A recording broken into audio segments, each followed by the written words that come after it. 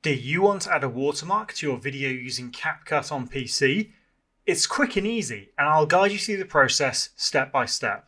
First, open Capcut on your computer and start a new project by clicking the plus new project button.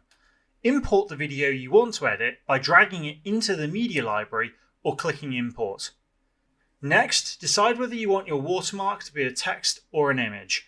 For text, click the text option in the toolbar, then select default text.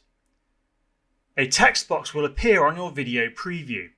Type your desired watermark, like your name, brand, or website. To customize the text, use the editing options on the right. You can change the font, size, color, and style. For a professional look, reduce the opacity to make the watermark semi-transparent. You'll find the opacity settings in the same editing panel. Drag the text box to position your watermark anywhere on the screen. Place it in a corner or along the bottom edge for a clean, unobtrusive look. If you're using an image or logo as a watermark, click Import to add the image to your media library.